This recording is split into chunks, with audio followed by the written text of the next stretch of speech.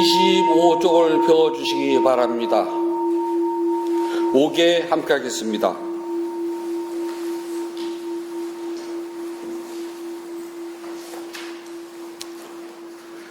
용서하여 주십시오. 용서하여 주십시오. 용서하여 주십시오. 용서하여 주십시오. 몸으로 지으나 입으로 지으나 마음으로 지으나 이 세 가지로 인한 모든 허물이 사라져서 영없이 평정이 장수하고 우연이나 원수가 없어지고 좋은 선업의 결과만 생겨서 이러한 이유로 붓다 보배, 단마 보배, 쌍가 보배라는 높고 귀한 세 가지 보배와 오늘 스님께 지극한 마음으로 두 손 모아 교만을 없애고 존경을 다하여 짜자하여 보고 예배를 드립니다.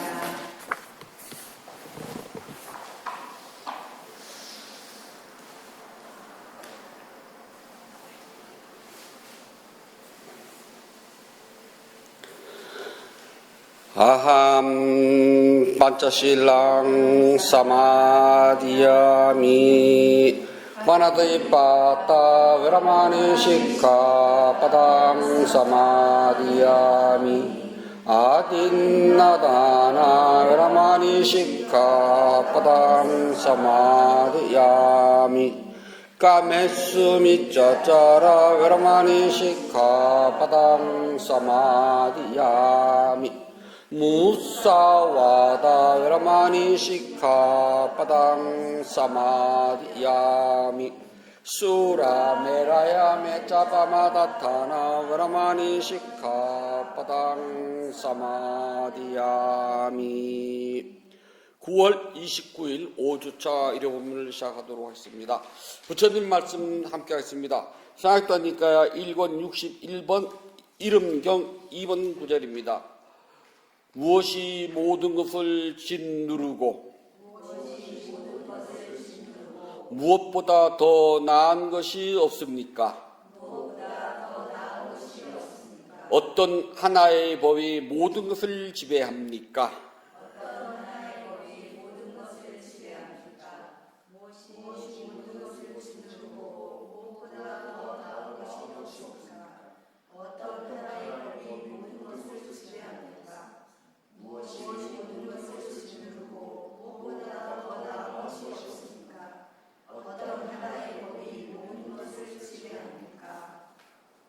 네, 펜 앉으십시오.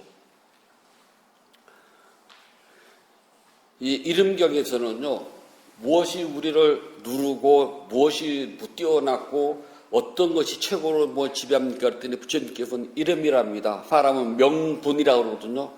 그리고 우리는 이제 한글로는 이름이라고 번역했는데 한역 경전에서는 명분으로 나온다고 합니다. 그 명분에 따라서 움직이는 것이 사람들은 제일 높거든요.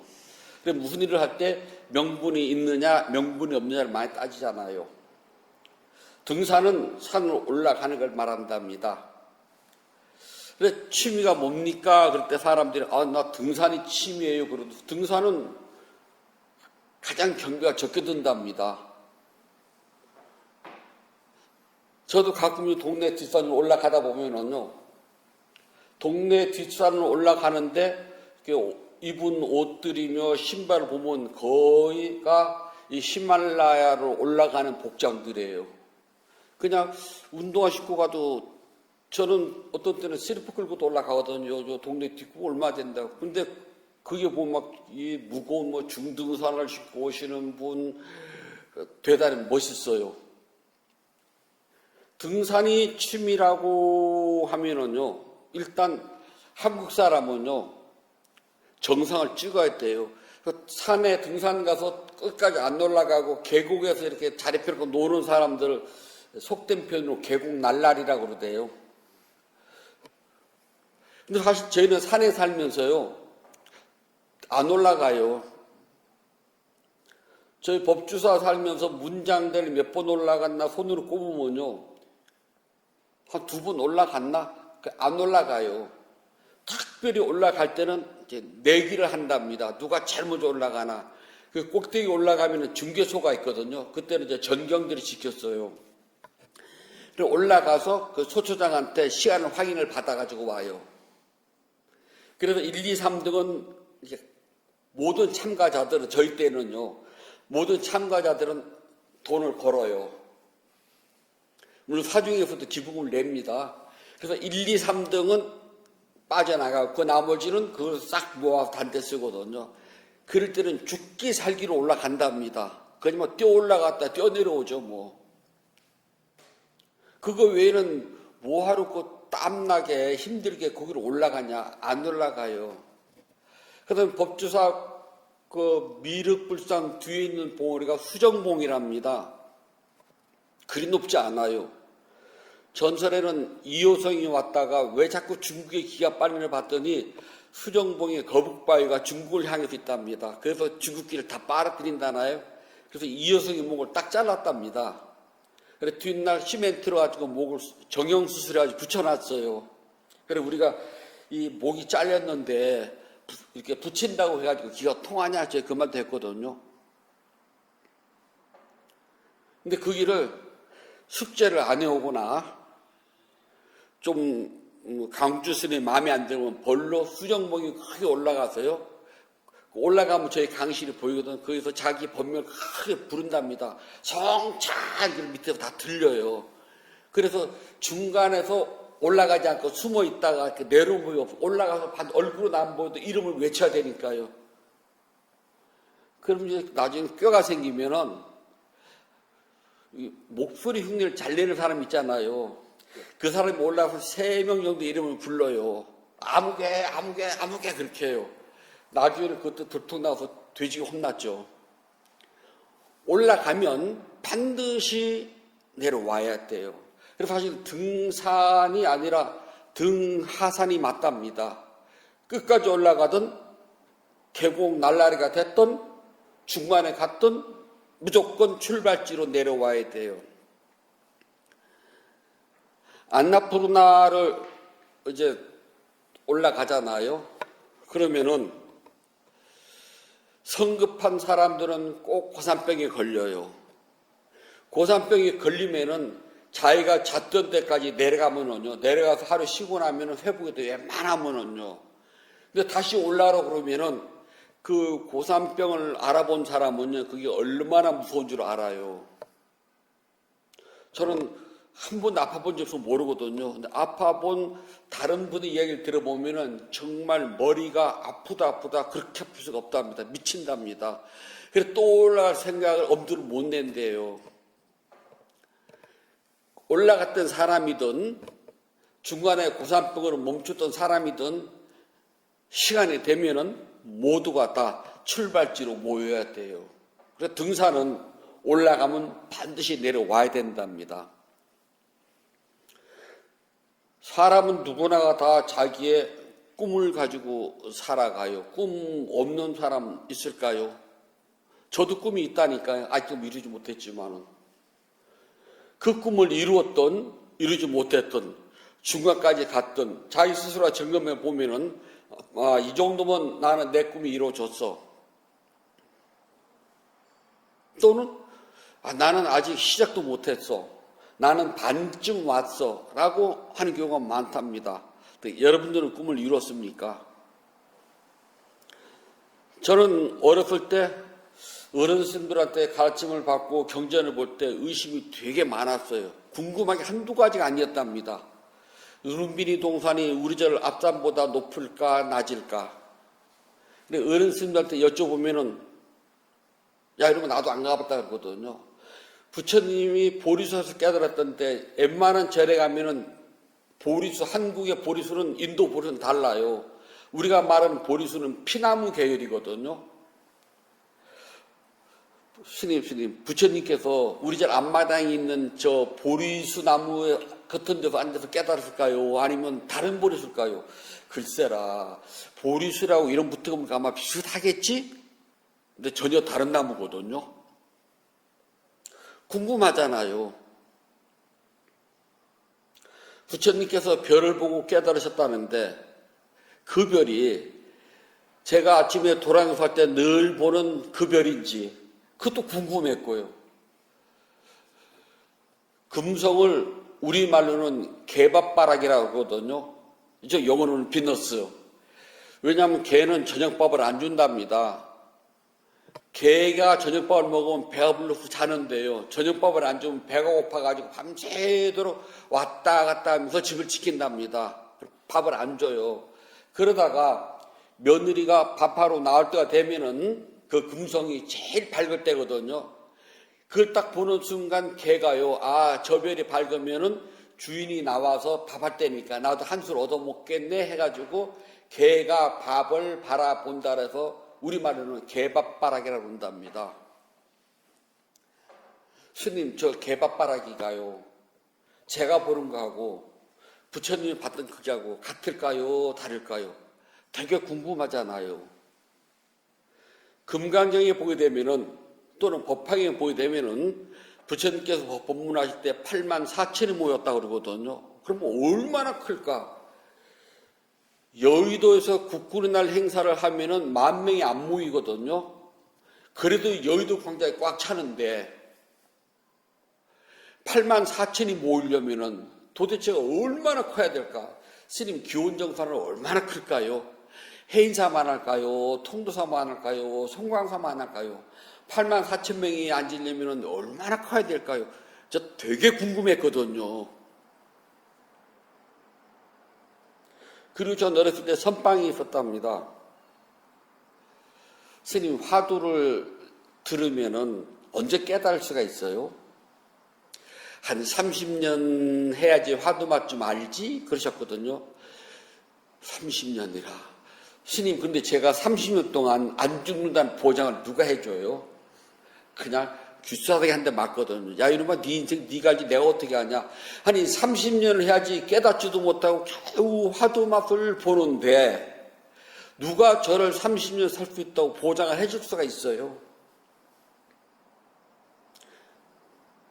궁금했답니다. 그래서 언젠간 나도 나이가 먹고 형편이 닿으면 나 인도를 꼭 가볼 거야.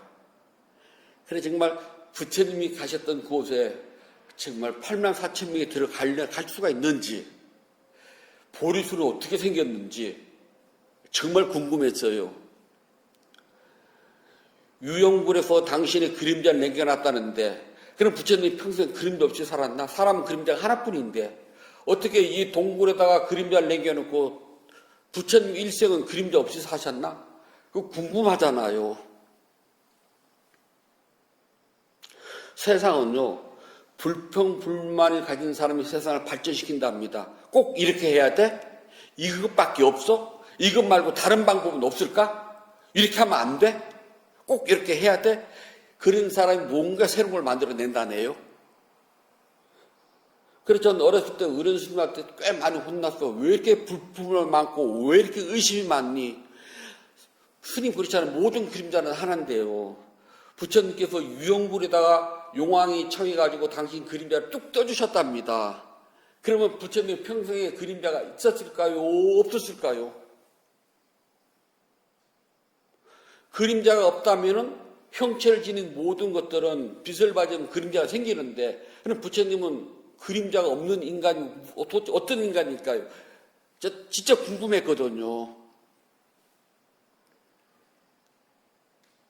8만 4천 명이 앉으려면 얼마나 커야 되고, 거기에 부처님 목소리가 저 끝까지 다 들리려면 그때는 마이크도 없었는데 어떻게 해가지고 그 8만 4천 명이 다 들을 수가 있을까?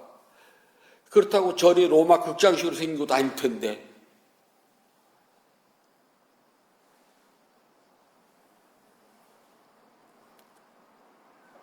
그래서 저는 그 꿈은 이루었답니다. 그래서 저는 출가스님 보면 꼭 인도를 갔다 오시라고 그래요. 여행 말고, 관광 말고 순례를 하라고 그래요. 한 발자국 한 발자국. 그리고 그곳에 가서 진지하게 부처님을 생각해 보라고. 왜 이 말씀을 여기서 이렇게 하셨을까? 그게 오늘날 나에게, 우리에게 어떤 영향을 주고 그 메시지는 뭐였을까? 다 털어버리고 나면 알맹이 남잖아요. 메시지가 무엇일까? 진짜 그거를 내가 부처님 제자로서 한번 진지하게 생각해 봐라. 그러면 인생이 달라질 것 같아서 이야기를 해요. 가이드 따라다니지 말고 그냥 네가 생각해봐. 네가 알고 있는 부처님의 배운 경전 그대로 가서 실제로 가서 봐. 왜 그랬을까라고. 그 꿈은 이루었어요. 30년 참선해야지 화두맛을 본다는데 그럼 죽으면 어떡해? 근데 지금 30년 훨씬 넘었거든요. 근데 부처님 법의 맛은 맞아 라고 저도 확인했어요. 조사하고 확인. 맞아. 부처님 가르치면 틀림없어. 이것이 있으면 저것이 있고 저것이 있으면 이것도 있어. 이것이 없으면 저것도 사라지고 저것이 사라지면 이것도 사라져. 그건 분명하게 알았어요. 목에 칼이 들어와도. 그 꿈은 이루었답니다.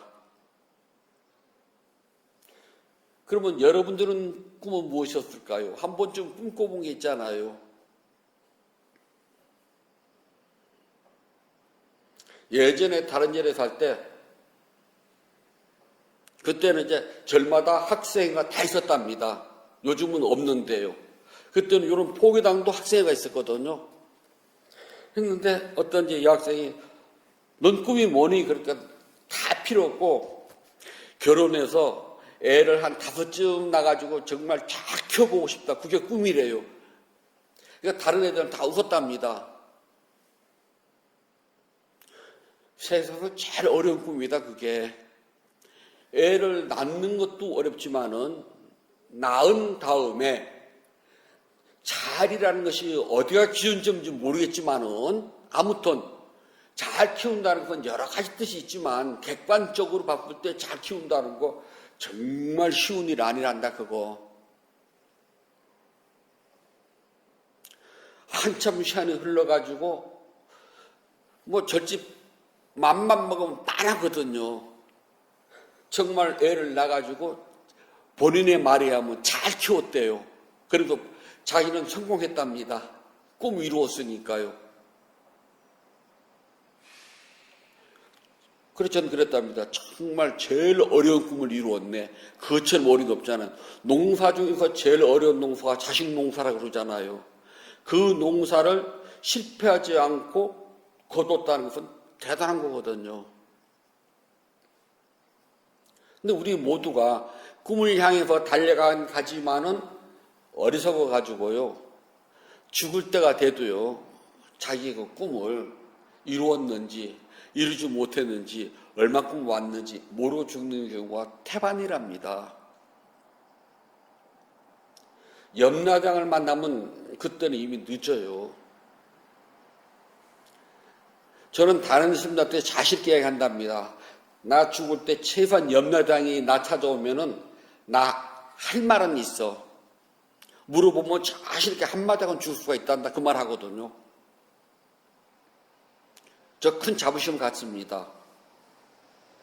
그렇다면은 꿈을 이루든 못 이루든 마지막 종착역은요. 죽음이랍니다. 가졌거나 가지지 않았거나 세상에 무엇을 누렸던 마지막 종착역은 죽음으로 끝나요. 그리고 죽음은 나이와 성별과 지위에 관계없답니다. 1살에 죽든 10살에 죽든 20살에 죽든 100살에 죽든 죽을 나이가 돼서 죽는 것뿐이에요. 억울할 거 하나도 없답니다. 살아있는 내가 볼 때에 억울한 것뿐이지 정작 죽는 사람 말이 없어요. 죽을 때가 됐으니까요. 이 세상에 안타깝지 않는 죽음이 어디에 있답니까? 옛날 어른 스님들이 저희 보고 호상이라는 말을 쓰지 말라고 그러셨어요. 좋은 초상은 없다. 지켜보는 우리가 봤을 때에 고생을 덜 해서 좋은 것이지 죽는 당사자한테 물어봤냐는 거예요. 근데 지금은 한 3일만 아프다 죽으면 안 되니까 자식들이 섭섭하니까 한 10달 정도는 그 가족들이요. 우리 아버지, 어머니 그러면서 뭔가를 애틋한 마음을 갖는 게 딱 3개월이랍니다. 3개월 지나면 지겹대요. 이게 3개월 정도 아프다 죽으면 그래도 뭔지 마음속에는 효도했다는 마음도 들어간다네요. 그래서 한 달이나 2달 있다 죽으면 딱 좋답니다. 그렇게 해가지고 가족이 다 딱 죽으면 호상이라나 그게요. 그러나 죽는 사람한테 물어봤냐고요. 그 사람이 얼마나 생에 애착이 있는지를 누가 알아요. 그래서 우리는 그 죽음을 보고 파멸철학을 부른답니다. 지금 이제 인도에서는 숲에다가 갖다 버리는 건 없어요. 다 화장을 하거나 그러거든요.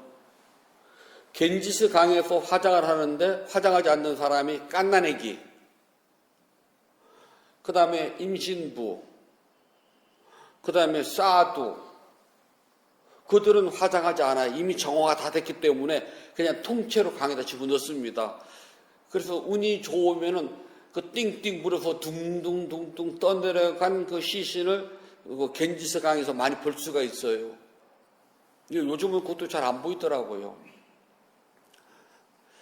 파멸처로 갈 때에 어리석은 것이 세 가지가 있답니다. 사람들은 이 세 가지 때문에 늘 고통을 겪는답니다. 첫 번째는 자신이 잘못을 범했으면서도 잘못했다고 여기지 않는 거랍니다. 이 세상은 누구든지 잘못을 알게 모르게 다들 저지르고 사는데 잘못을 했다고 이야기해줘도 전혀 부끄럽지 않고 잘못이 없다고 이야기를 한답니다. 불교에서 말하는 잘못은 10가지랍니다. 입으로, 몸으로, 마음으로. 행동으로는 3가지 몸, 죽이고 훔치고 삿된 음행하는 것. 마음으로는 욕심내고 화내고 어리석은 것. 입으로는 4가지, 남에게 욕하고 속이고 이간질시키고 험악하기만 하는 것. 그렇게 말할 때 그건 나쁜 것입니다. 훔치지 마세요. 나쁘답니다. 근데 그에 대해서 안 나쁘다고 나 그 잘못 없다 하는 사람. 불교에서 훔친다는 말은요, 굉장히 정밀하게 일장에 나눴어요. 보통 불자들이 받는 그 5개 안에서 훔치지 말라는 건 주지 않는 남의 물건 그렇게 나와요. 근데 스님들이 배우는 율장에서 훔치지 말라는 어떻게 나오냐면은 배를 탔는데 뱃삭을 내지 않는 경우 그것은 뱃사공의 노동력을 훔친 거랍니다. 마차를 타고 마차삭을 내지 않는 경우 마부와 말의 노동력을 훔친 거예요. 사람에게 일을 시키고 품삯을 정당하게 지불해 주지 않을 때 그 사람의 노동력을 훔친 거랍니다. 길에 떨어진 물건이 있는데 그 물건을 내가 주웠어요. 죽고 난 다음에 이거 떨어진 물건인데 너 찾으러 올 거야 하고 나서 주웠다가 3발자국 가기 전에 놨어요. 그건 훔친 게 아니에요. 그러나 들고서 3발자국을 걸어갔어요. 4발자국에 걸어갔어요. 이건 훔친 거예요. 그래서 4발자국을 걸어갔다가 이거 주인 찾으러 올 거야. 갖다 놨어요. 3발자국과 4발자국의 차이점이 그게요. 그러니까 아주 굉장히 엄밀하게 나눠져 있답니다. 옆에 스님한테 나 옷이 떨어졌거든. 바늘 좀 빌려줘. 그래 바늘 빌고 꿰맸는데 내가 깜빡 잊어버렸어요. 하룻밤 하룻낮은 괜찮아요.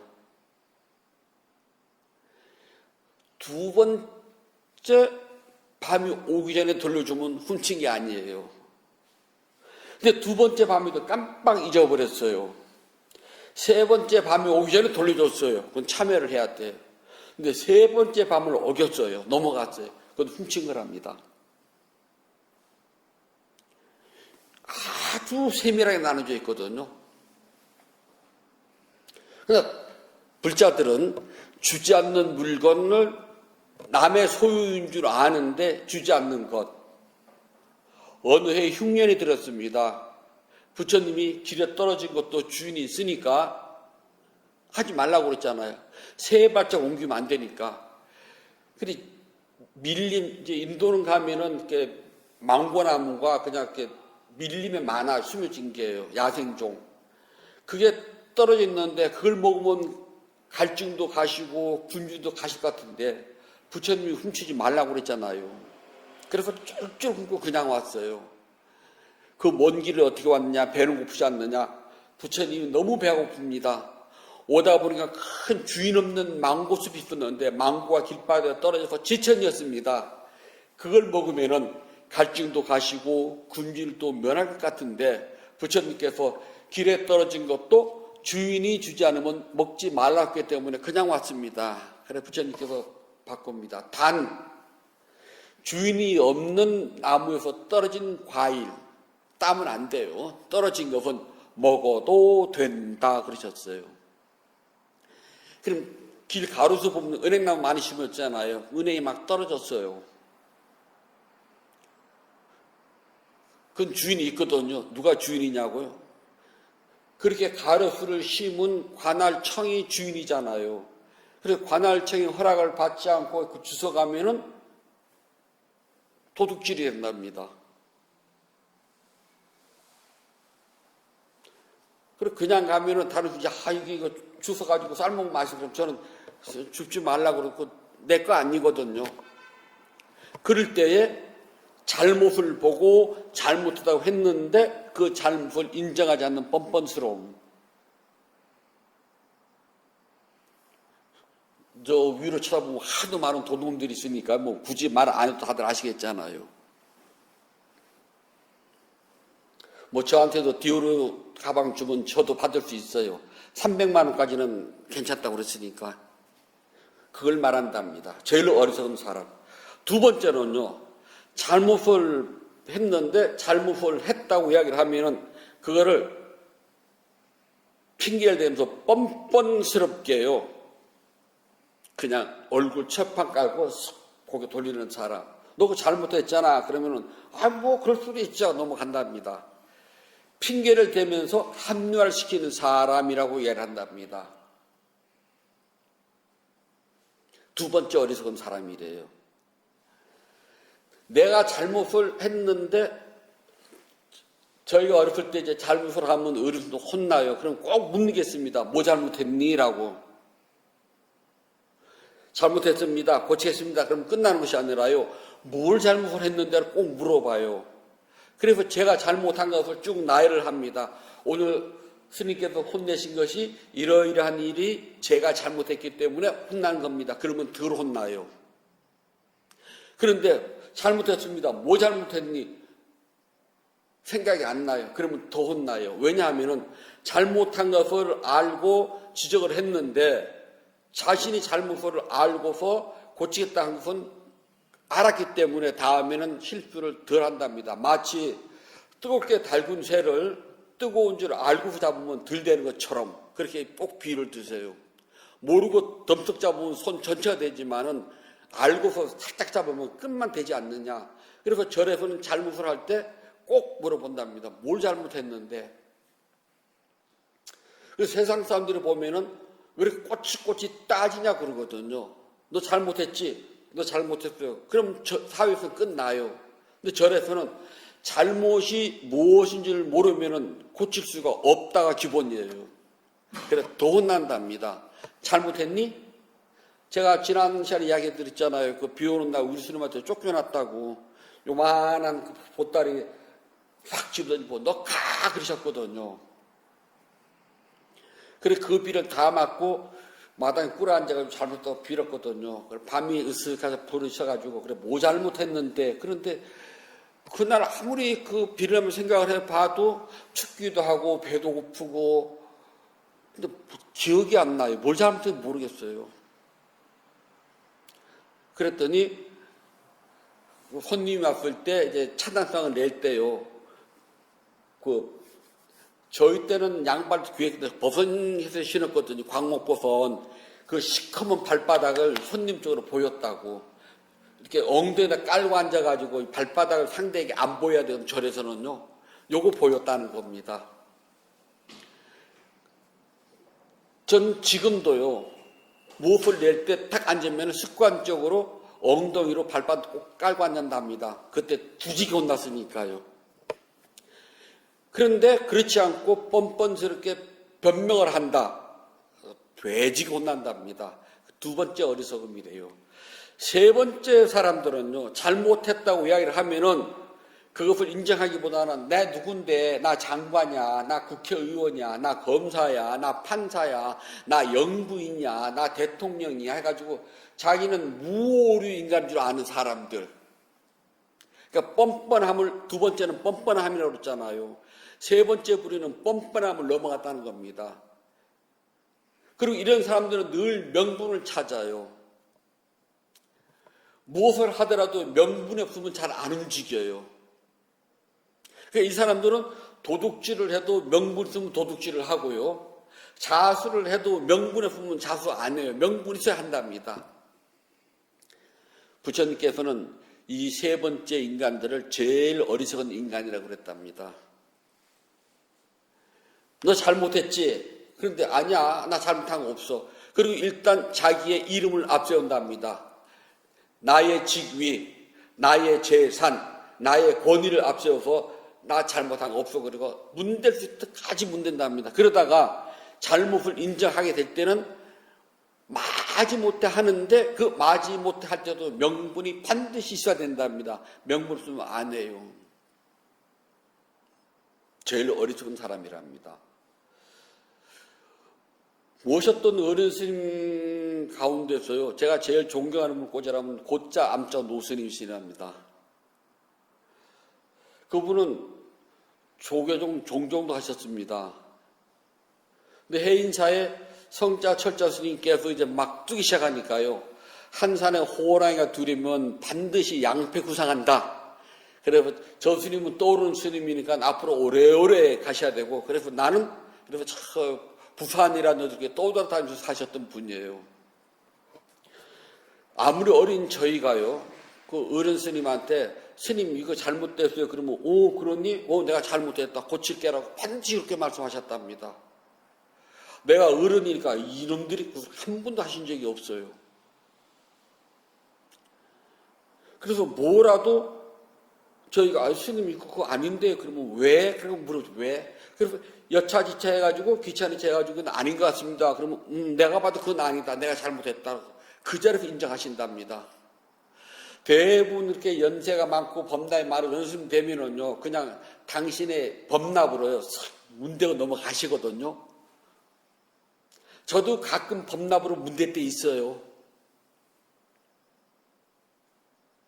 물론 그 스님들이 교육 차원으로 그것이라는 또 알고 있답니다. 그런데 그분은 일평생을 제가 잠깐 모셨지 뭐 그런 적이 없어요. 그냥 잘못은 그 자리에서 그건 내 잘못이다. 웬만하면 세탁도 당신이 선수하십니다. 그 편찬 읽을 때는 내놓을 때가 있는데 그러면은 속옷이 이렇게 뒤집어서 내놓는 경우가 없는 분이거든. 내놔도 단자도 개개서 내놔요. 그런데 잘못해서 속옷이 뒤집어졌습니다. 그러면 빨대 스님 옷이 뒤집어서 나왔습니다. 그러면은 안 해도 되는데 그렇게 말씀하면은 그건 내 잘못이다. 다음부터는 그렇게 안 하도록 내가 다시 한번 살펴볼게.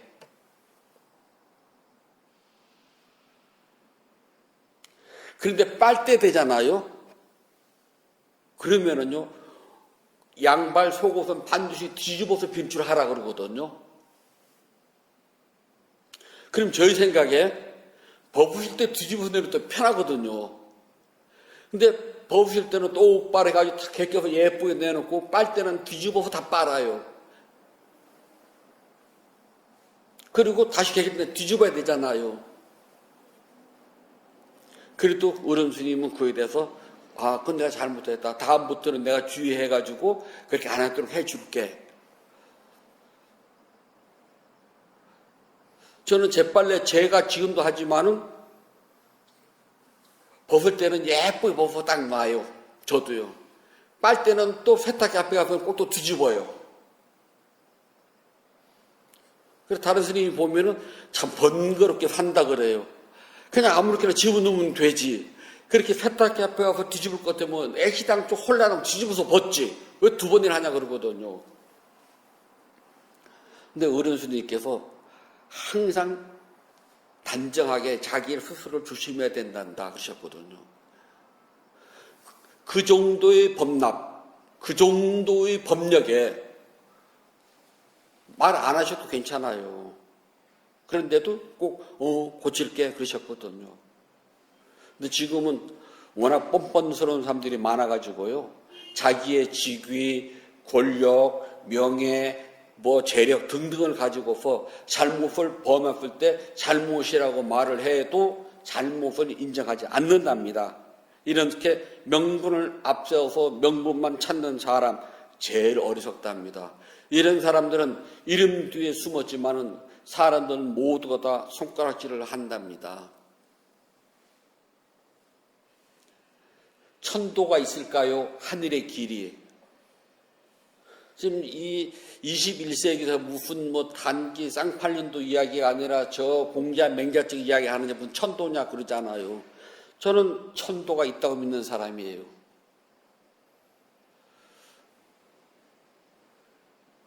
한때 총차고 나온 유명한 전모 씨가 있었답니다. 그의 친구 노모 씨도 있었어요. 노모 씨는 본인은 안 갔지만 그 아들이 가서 광주에 가서 무릎을 꿇고 잘못했다고 빌었어요. 아버지가 괜찮으시면 집 좀 올 텐데 편찮아서 제가 대신 왔습니다. 아버지의 뜻입니다. 죽었답니다. 묘자리는 나왔어요. 전모 씨는 죽는 날까지 안 하고 가족 아무도 안 했답니다. 지금 대한민국 삼천리 강산에 묻힐 자리가 없다고 그러잖아요. 전 그걸 천도라고 봐요. 명분만 찾는 뻔뻔한 사람들에게는요, 이 하늘의 길도 무시 못한다니까요. 근데 부처님께서는 세상은 이름이 좋아서 이름을 따라간다고 그러지만은 이름 없는 것은 세상에 없다고 그러셨답니다. 이름 없는 풀, 이름 없는 돌멩이, 이름 없는 나무 그랬을 때 이름 없다는 것이 이름이랍니다. 세상에 이름 없는 게 어디가 있느냐? 굳이 이름 뒤에 숨지 말아라. 근데 불자들은 잘못했을 때에 잘못을 알려주면은 그 잘못을 인정하고 들어갑니다. 그게 제일 빨라요. 내가 잘못했어. 잘못을 인정하기 제일 힘든 게 어디냐면 가족이랍니다. 또 잘못을 인정하기 제일 쉬운 게 가족이랍니다. 이 세상에서 상처를 주기 제일 쉬운 사람이 가족이고 상처를 받기 제일 쉬운 사람도 가족이랍니다. 같은 잘못을 반복하지 않도록 불자들은 늘 마음을 잘 알아차렸어요. 누군가 나의 잘못을 지적해 주면은 그냥 이름 따라하지 말고요. 인정하면은 가장 편하답니다. 그리고 맑아져요. 지혜로운 사람은 잘못을 인정한다는 겁니다. 그냥 뻔뻔스럽게 하거나 또는 이름 뒤에 숨거나 또는 무엇을 잘못했는지조차도 모르는 어리석음을 갖지 말고요. 조금이라도 잘못을 인정하고 그 잘못을 범하지 않도록 우리 조금만 하면은 된답니다. 그래서 잘못을 범하지 않을 때에 선업공덕 지키기가 쉬워진답니다. 부처님께서 말씀해 주셨습니다. 쌍따 니까야 1권 61번 이름경 3번 구절입니다. 명칭이 모든 것을 짓누르고 명칭보다 더 나은 것은 없노라. 명칭이라는 하나의 법이 모든 것을 지배하노라.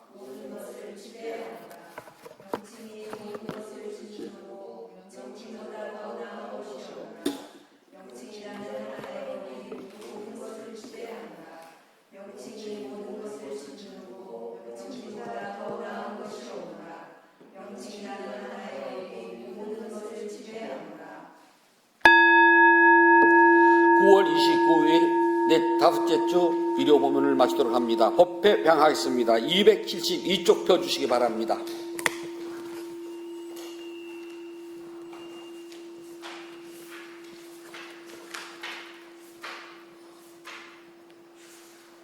나누는 기쁨으로 자비 발언을 하였고 수행을 위하여 무난하지 않는 서원을 세워야 합니다. 오늘의 수행이 계속 이어지길 서원하노니 제가 해탈고 하면 곧바로 깨달음에 이르러서 허무한 사바 세계의 모든 욕망과 집착이 끊어지이다.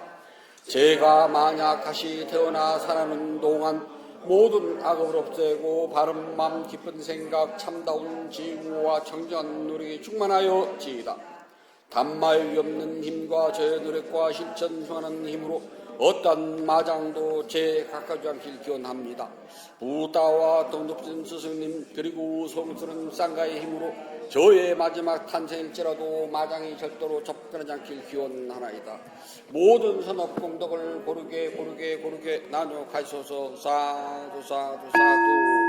모든 선업 공덕을 고르게 나누어 가시소서. 사두 사두 사두. 모든 선업 공덕을 고르게 나누어 가시소서. 사두 사두 사두.